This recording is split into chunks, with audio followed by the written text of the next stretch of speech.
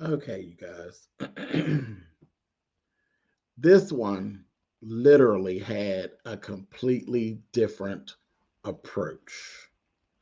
Equally as disturbing, but a completely different approach.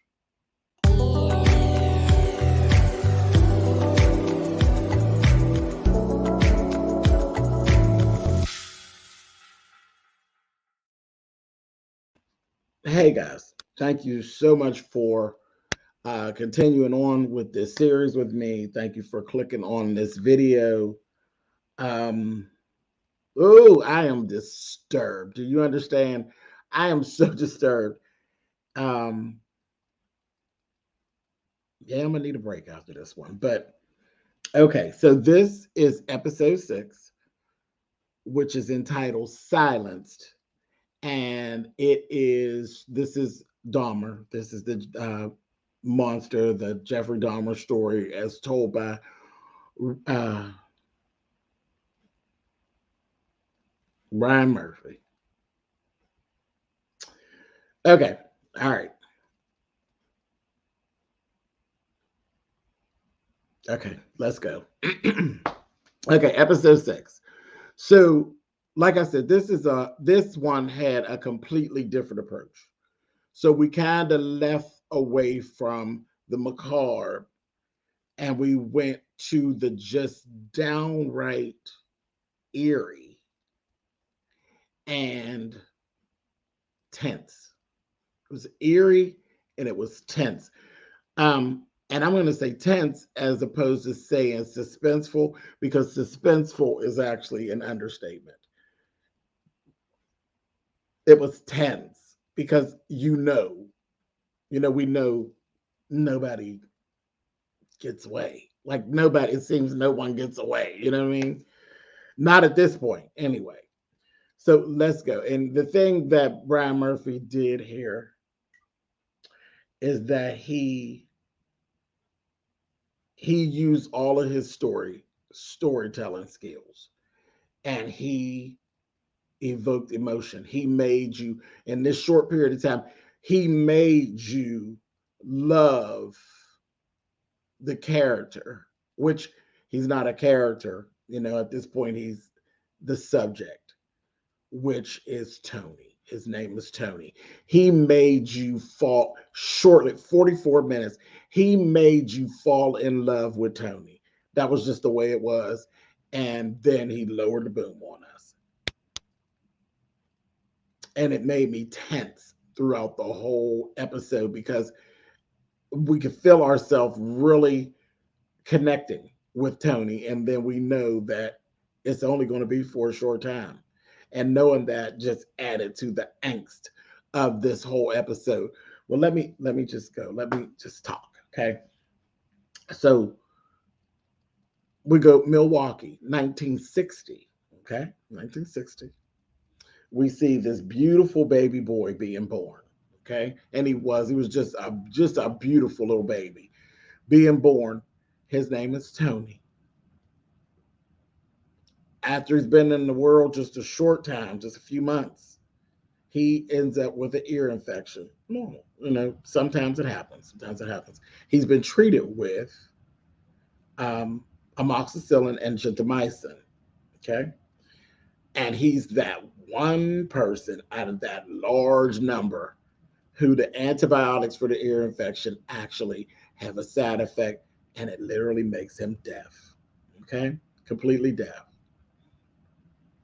But he grows up into being a beautiful black man, okay? And he is. He's tall, he's good looking, beautiful skin, he has aspirations of being a model, as he should. He's gorgeous. And we see him in the bar. This is where they start building, making us become this. Yeah, we love Tony, okay? As if I already loved him from the baby. When it was the baby, and then, just the shot, just the way it was shot it was like a beautiful story, a beautiful human story of perseverance and just it was the human story of how we in resilience and how we can get along, and no matter what life kind of throws at you, if you're raised right and you have the right type of love around you and self-esteem, you can overcome these adversities. Okay. um and how unfair to have it end with trash. Trash. But anyway, and yeah, I said it. I said it. I'm not taking it back. A beautiful life ended by trash. Um, we see him in the bar, and it shows the struggle becoming a young man, and he is LGBTQIA as well. Um, and we see him being blown off by this little cute guy. Guy's cute, but as soon as he finds out that he's deaf, he blows him off, which is weird. You didn't know he was deaf when you were out there on the floor all over him, dancing in the club. But then when you found out he's not perfect, if you will, he has a handicap. Now all of a sudden you're completely not even interested. But that's life. Life comes at you fast and hard. So we see that that's kind of a thing. That's something he deals with. We see him with his friends. He has two other friends, and they hang out. And there's the one. She's a white child, and she's just she's Miss Thing. Well, she's signing because they're all deaf. All three are deaf. It's a black guy, and there's a white child, and then there's Tony, and she's a spitfire, and she's like, baby, let me tell you something. I'm deaf, but baby, I gets it in. She do her thing, and then you got the two black guys, and Tony's kind of like, oh, I just kind of want to get up out of here. There's something better for me somewhere. We should just get together and we should all just go. And they're the other two, the two black guys, they're really close. Well, all three are really close. But shortly after that, we get to see the actual family. And Tony has like siblings. I think there's two sisters and a brother, and then the mom, no father in the house, but full family. They all sit down, they have dinner together and all of that. And the mother is into the church, full on uh, strong African American family ties is what he has. Um, there's a knock at the door, and it's the black friend. And he comes and he ends up telling Tony, you know what, something happened. Their little white friend has been gay bashed, and they found his body off of Highway 45, and he's kind of been out there for a couple days. So that was a big hit. Once that happened, Tony decides to pick up. He says, you know what, that's it. Pretty much, life is too short. That was the boost he needed. He's like, I'm out of here. He goes ahead, he goes off to Madison, which is pretty not too close, but not too far. He goes off to Madison, gets himself enrolled into this school, you know, and he goes and we see him actually searching around for work and all these different things. And also another thing that was so familiar for me that just made me fall in the story. The mother, I said, look at this is a coming of age story. The mother is actually played by a familiar face. It is the actress who had a recurring role on the Cosby Show. I don't know her name offhand, but I should have Googled it. But she had a recurring role on the Cosby Show and A Different World playing Charmaine. And she was like a funny girl, this, that, the other. So she's all grown up now, and she's literally playing the mother. So she's like a middle-aged woman now. She looks great. She's playing the mother. So it's a familiar face. And that just wrapped me more into the story. I think I let my guard down a bit too much with this, and I got wrapped into the story, which I'm sure is what Ryan actually wanted. But you got me on this one, Ryan. I lost myself in the story before we ever even see, because we don't even see Jeff. Okay. So I lost myself in the story. You got me. But we see Jeff, he gets to Madison. He's going around, he's looking for a job. He's booked himself he had a hard time. People were shade. We sing shade, when he's coming, and people were like, this is a record store.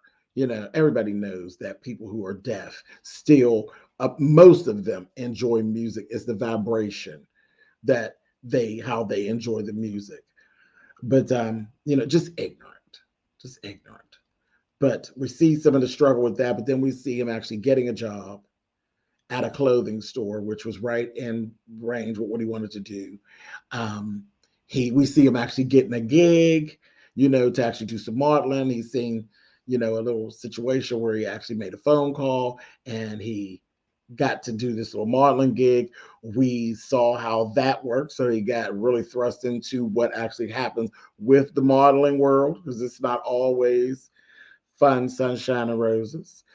We see a white photographer who literally loved doing the shots of him. He did a whole spread and he fetishized him, and it was this whole thing of, oh, your body. I've never seen such beautiful black skin. I would love to lick it. And, completely fetishized him, which is one of the nightmares that goes on when it comes to LGBTQIA life, black life versus LGBTQIA white life. We have to be very careful. We have to be very careful because you have situations such as this. It goes deeper than you just having a beautiful person and you kind of seeing them as a piece of meat. There's another layer to it. Sometimes we, as black gay men, are fetishized by other races. And that's what was being conveyed here. When he said to him, because he always took a pad around, he would write. And the guy, when he asked him about licking him, he told him, I'm looking for love. Does love live here? And this is something that we fell in love with Tony, because Tony was very true to that. He really saw the value in his body. Though he was gay, he saw the value in his body, and he knew what he had to offer.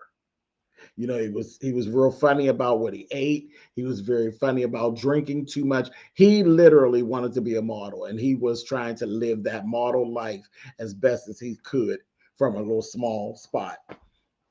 And literally, like he said, wanted to get to Madison, get the little schooling in, and do some, get a portfolio built and get himself.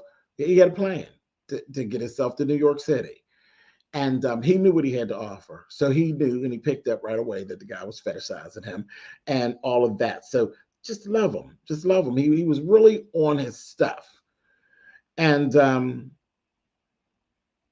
the guy wasn't looking for anything. He literally just wanted to use him for his body. So that was something really, really interesting to see. I know a lot of people don't know all these things. So that's kind of why I love what it is that I do and who I am.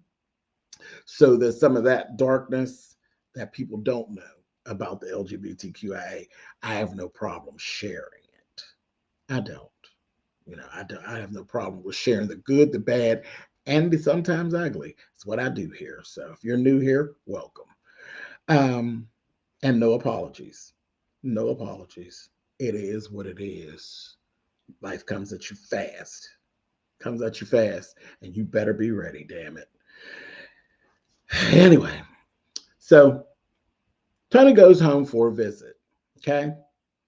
And while he's home, he knows his sister's pregnant. She's gotten her ultrasound, and she says it's a girl, and she tells him, with your permission, I want to name her after you and name her Tony.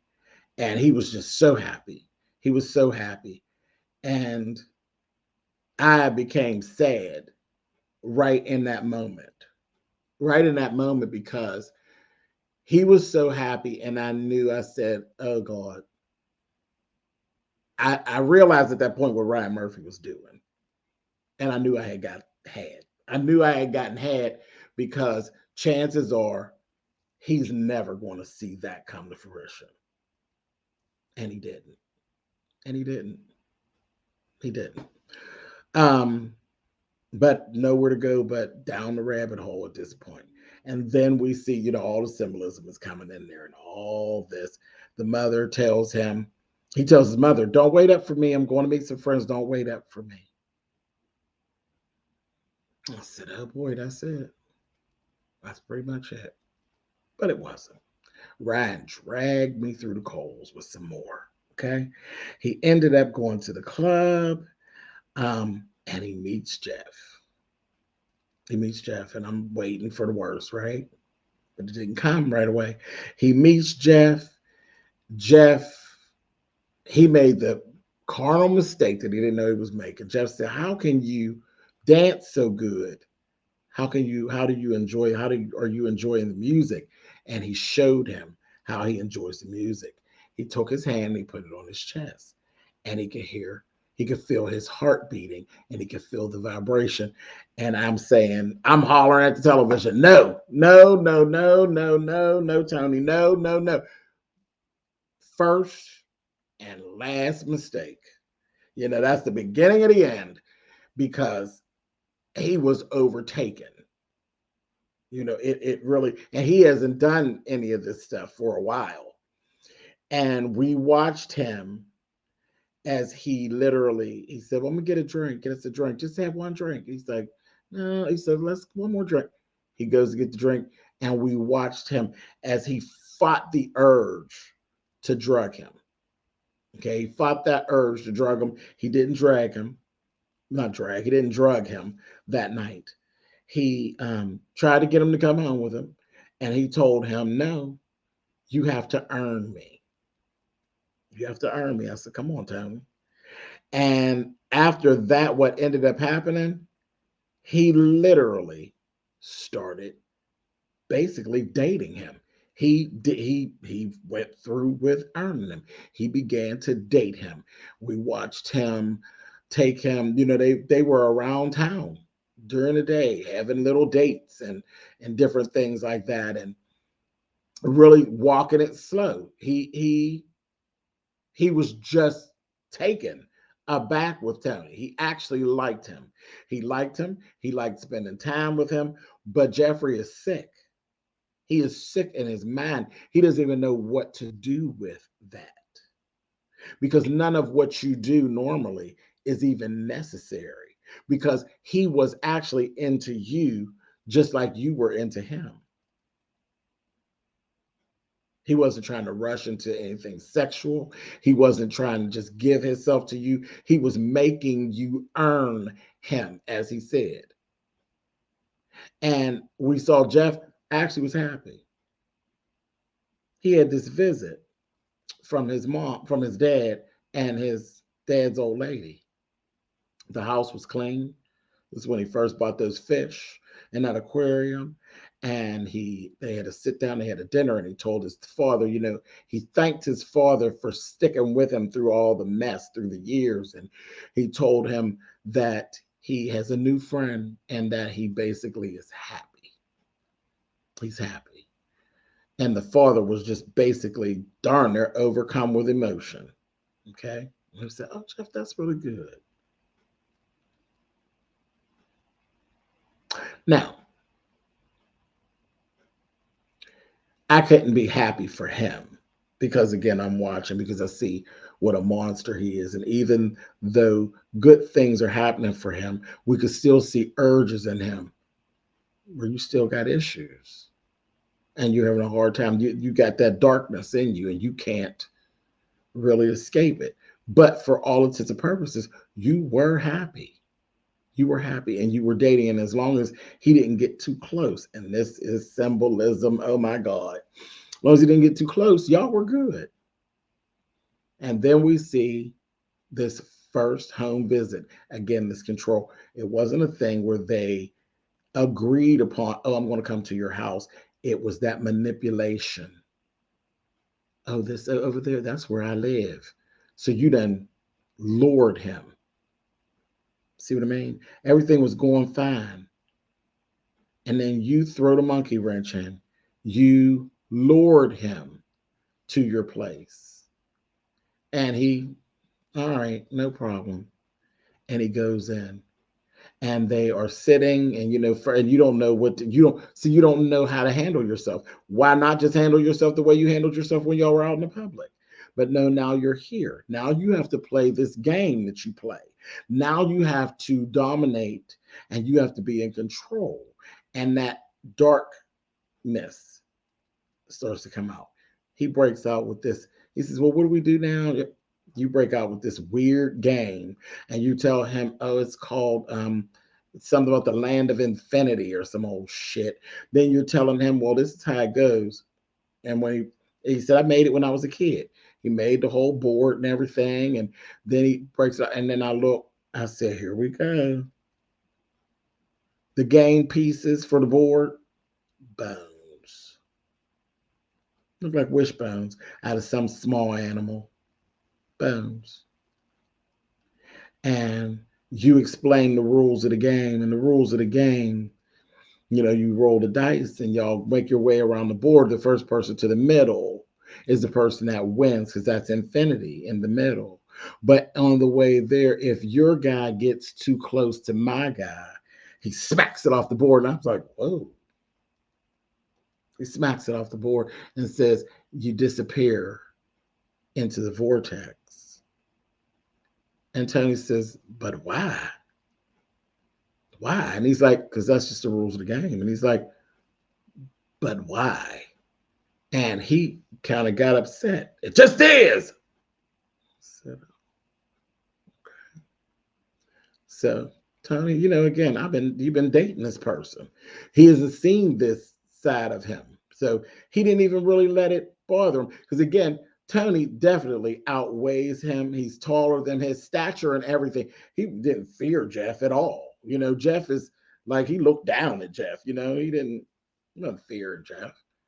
So he's like, oh, no problem. Okay, so you really feel, yeah, okay. But he knows that Jeff likes him. And he likes Jeff. Never thinking, anything outside of that. You're passionate. That's what he read it as, passion. We know different. But they're playing the game. And sure enough, Tony makes a roll. And on the roll, his bone lands directly on top of Jeff's bone.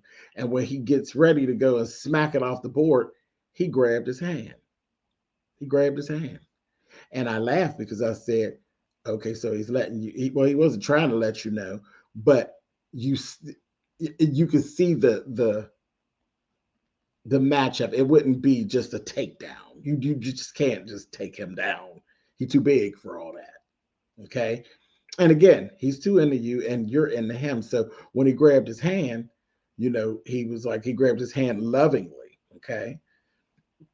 And then he wrote down, we don't have to play like this. We can change it.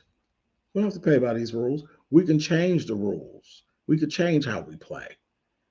And Jeffrey just kind of looked and he's like, okay. And that was that. And then the next thing you know, we see that Tony has actually slept over. And it's bright in the morning. They're in there laying in the bed. It was a proper date. It ended up being literally a proper date. And Jeffrey got what he wanted. They didn't have sex. He literally was laying in the bed with him, which is what he, wants to do. It wasn't like a no penetration, no oral, no nothing, just laying in the bed. He's so totally satisfied. But he wakes up, he jumps up because now he's overslept and he has to get to work. He has to literally get all the way back to Madison and get to work. And he's overslept and he's leaving. And he says, don't go. Where are you going? I said, uh-oh. And he's like, but wait a minute. Why? He's like, I have to go to work. And he says, well, how do I know you're going to come back? And Tony says, you have to trust. And Jeffrey, we see he's running, he's getting his clothes on, he's throwing his clothes on. And Jeffrey opens his drawer and we see a hammer. And the hammer has some blood on it. There's some dried blood on it. And he's got the hammer and he goes out into the living room. Tony's got everything together. He's getting ready to hit it on out of the. Oh, in the midst of the date, we saw him fight that urge to drug Tony as well at the house. He didn't do it. He he literally was going out the door. He was getting ready to go out and he had the hammer behind his back. And Tony tells him, you know what? He says, so when will you come back? He says, I'll be back next week. Trust me, I'll be back next week. And that's that. And I'll see you then. And he's like, okay, I gotta go. So he's leaving out. And Jeffrey is standing there and he has that hammer behind his back, but he let him out the door. He let him out the door. It's fine. I'm gonna trust it. He goes on out the door. So then Brian Murphy does what Brian Murphy does. Next, we're looking around. We see the mother in the police station. It's been like 48 hours or so, like 2 days, and she's not heard from nor seen Tony. He never came back to the house. And she said, I know he wouldn't go back to Madison without coming to see me. He wouldn't do that.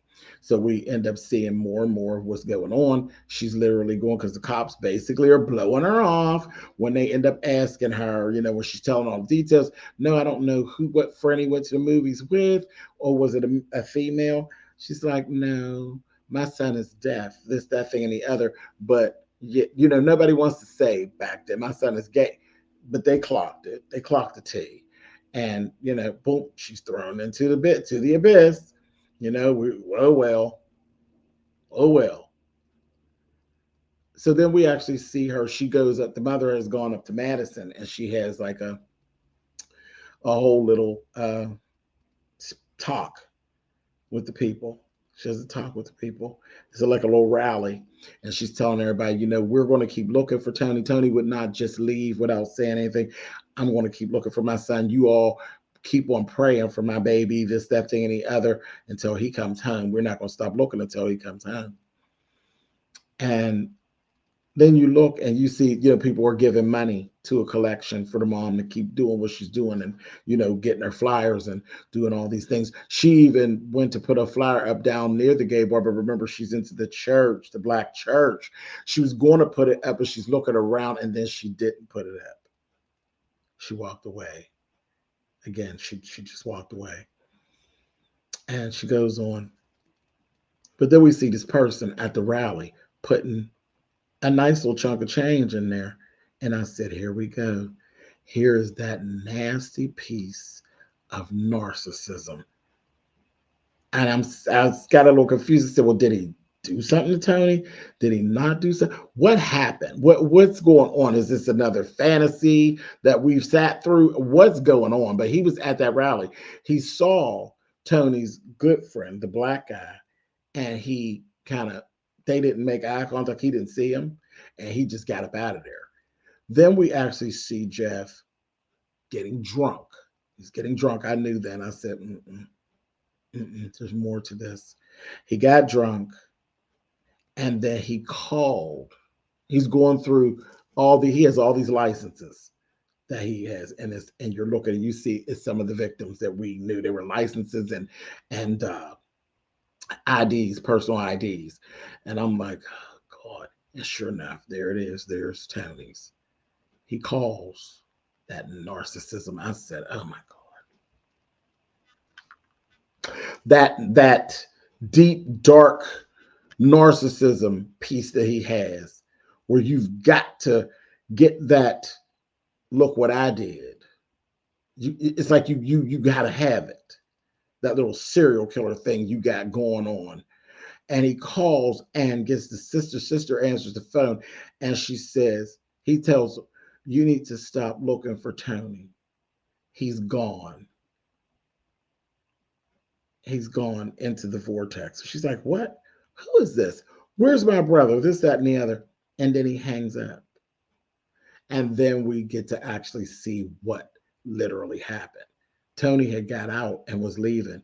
Tony came back a few minutes later looking for his ID. He's looking for his ID. And he comes in, he's like, see, he said, I'm back soon, but I came in and came to get my ID. I think I dropped my ID. And he goes into the bedroom and we see Jeffrey with the hammer, and he walks in behind him. And here it flashes us back to a scene that we saw before. Remember the black boy laying on the bed with the black underwear? It was Tony. It was Tony. He bludgeoned him with that hammer. And then we see him literally cook one of his organs and sit there and eat it. Seasoned it, all it, literally cooked it and ate it. And I'm going to just throw this out because they didn't actually say it in this episode. They didn't say it. But I'm wondering, is that Tony's head that was in that refrigerator?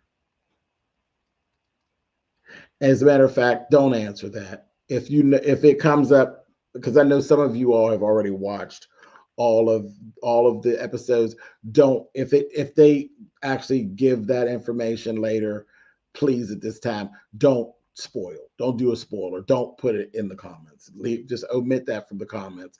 But I got a sneaking suspicion that the head that was in the freezer, not the freezer, but in the bottom refrigerator, down in the by the vegetable, I believe that was Tony, because he actually truly did care for Tony.